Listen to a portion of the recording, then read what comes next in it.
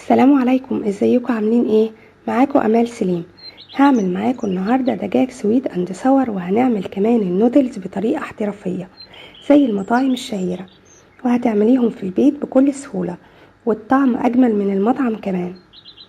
كل الحكايه مجموعه خطوات هنمشي عليها، هننفذها هيكون عندنا احلى سويت اند ساور، والنتيجه هتكون اكثر من ممتازه. ولا نحتاج نروح مطعم ولا نروح مول ولا نطلب ديليفري ولا كل ده. هنعملهم حسب ذوقنا وحسب الطعم اللي احنا نحبه، سواء حادق زيادة مسكر زيادة. يعني بجد حاجة كده جميلة هتكون بين ايديكي، والطعم هيعجبك جدا. لو الوصفة عجبتك النهاردة ما تنسيش لايك وشير للفيديو، ولو اول مرة تشوفيني ياريت تعملي اشتراك في القناة وتفعلي زر الجرس علشان توصلك وصفاتي.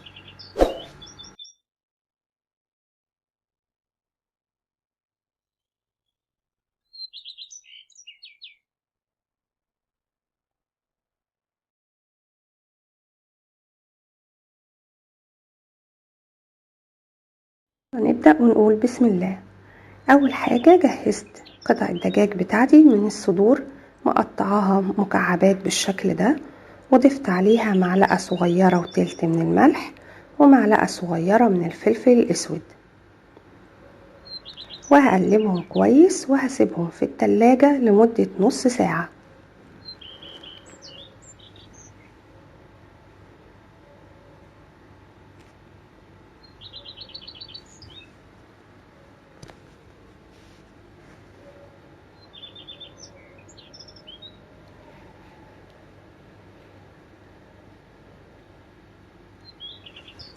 بعد كده هبتدي اجهز المارينيتد بتاعي، وهو عبارة عن 6 معالق كبيرة من الدقيق، وعليهم معلقتين كبيرة ونص من النشا، وعليهم 2 بياض بيض، وعليهم معلقة كبيرة من الصويا صوص، ونص معلقة صغيرة من البيكنج باودر،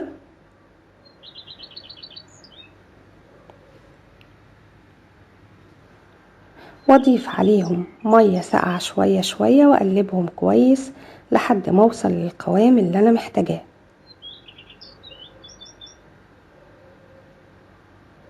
ما ينفعش القوام يكون خفيف خالص، لازم يكون نسبيا كده متماسك زي ما هتشوفيه معايا،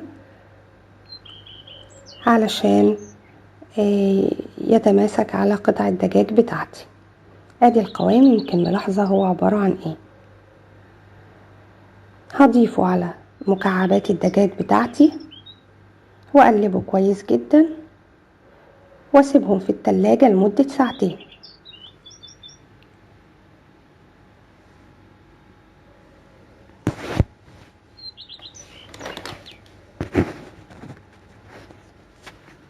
بعد كده هبتدي اجهز الصوص بتاعي، وهو عبارة عن 10 معالق كبيرة كاتشب، وعليهم 8 معالق كبيرة من الخل الابيض او خل تفاح المتاح عندك، وعليهم 3 معالق كبيرة من الصويا صوص، و8 معالق من السكر البني او السكر الابيض او مزيج من الاتنين حسب المتوفر عندك، وعليهم 2 فص ثوم كبيرة او 3 فصوص، واقلبهم كويس، واضيف عليهم معلقتين كبيرة ونص من النشا، وافضل اقلب فيهم لحد ما كل تكتلات النشا تدوب. بعد كده بضيف عليهم 10 معالق من المية الساقعة،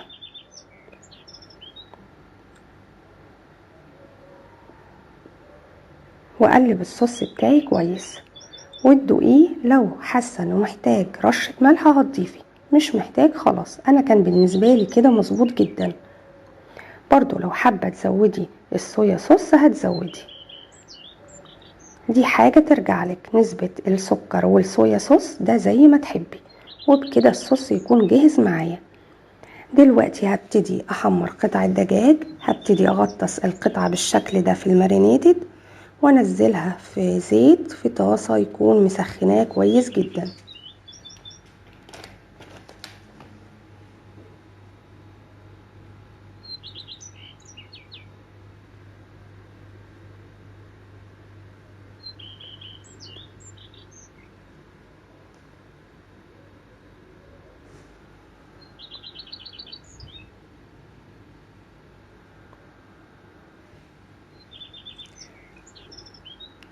وهتحمري قطع الدجاج بتاعك لحد ما توصلي بيها للون الذهبي اهو زي ما انت شايفة كده. هتخليها من الناحيتين واخدة اللون ده، بكده بتكون استوت وكمان لونها جميل. عايزة اقولك بعض الملاحظات بالنسبة للصوص اللي احنا عملناه. الصوص بتاعك ممكن تضيفيله عصير اناناس ده بدل المية اللي احنا ضفناها لو متوفر عندك.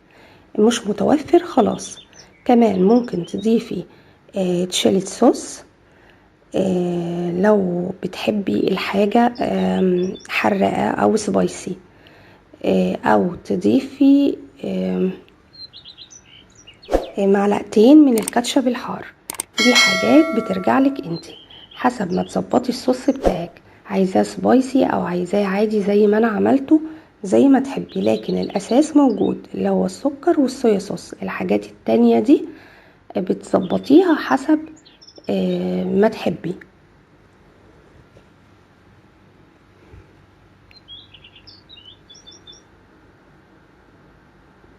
ودي قطع الدجاج بتاعتي، شايفة بتطلع جميلة ازاي. واضح جدا ان هي مقرمشة، وكمان الغطا الخارجي بتاعها او الطبقة اللي هي عملناها من البرينيتد جميلة جدا وثابتة وما فكتش ولا حاجة.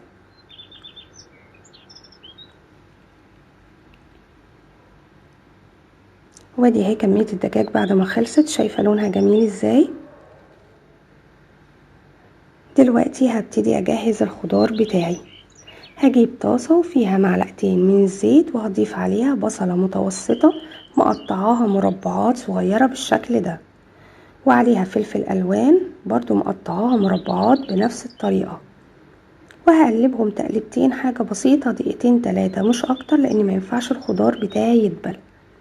وانزل عليهم باكتر من نص كمية الصوص اللي احنا عملناه. ومع اول تقلبتين 3 كده هبتدي الاحظ ان هو ابتدى يتقل معايا، طبعا لانه فيه نشا. اول ما يبتدي يتقل هنزل عليه بقطع الدجاج بتاعتي.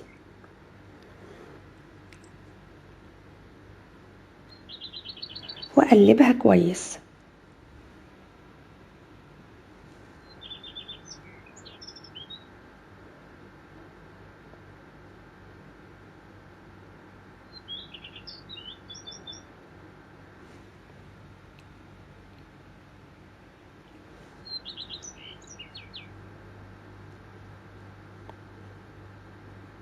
دلوقتي بتضيفي ربع كوباية من المية علشان تسيبي قطع الدجاج تاخد كده تقلبتين 3 مع الصوص، بحيث تتشرب شوية منه ومذاقها يبقى احلى. وبرضو دوقي السويت اند ساور بتاعك، لو حاساه عايز رشة ملح بتضيفيها، هو ما كانش محتاج بالنسبة لنا خالص. دلوقتي هبتدي اجهز النودلز بتاعتي. برضو هجيب طاسة واحط فيها معلقتين زيت، وبعد كده هنزل بالخضار مقطعة شرايح رفيعة بالشكل ده. انا ضفت جزر وفلفل الوان اخضر واحمر وضفت عليهم كاباتشي، وعليهم باقي كمية الصوص بتاعي. انا قلتلك في الاول ان في اللي كمية الصوص اللي احنا عملناها كبيرة علشان هنبقي منها جزء للنودلز. بس الفرق بين الصوص بتاع النودلز والصوص بتاع سويت اند ساور ان النودلز نسبة الصويا صوص فيها اكتر، ولذلك انا هنا ضفت معلقتين من صويا الصوص على الصوص بتاعي او على الخضار.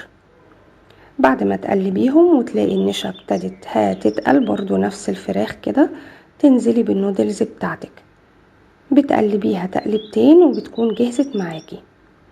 الاساس في النودلز زي ما قلتلك ان الصوص الصويا صوص بيبقى فيها كتير. عايزه تزودي صويا صوص هتزودي، مش عايزه خلاص. برضو كمان ملاحظه لما تيجي تسلقي المكرونه بتاعتك ما تضيفيش ملح، عشان الصويا صوص بيكون مالح. المكرونه للناس اللي ما تعرفش هي تجيبها منين، بتجيبيها من اي سوبر ماركت كبير او اي هايبر، هتطلبي منه اسمها بيسموها مكرونة شرايط، هي بيبقى مكتوب عليها شريط. وادي السويت اند ساور بعد ما جاهز انا زينته برشة من السمسم زي الشيفات الصينيين ما بيعملوا كده. بصراحة انا مش عارفة ايه علاقة السمسم بالموضوع، بس هو بيبقى شكله ظريف.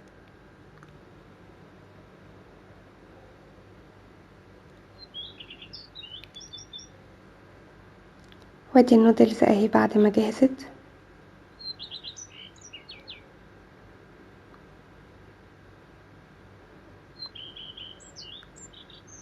بجد جربوهم هيعجبوكم جدا.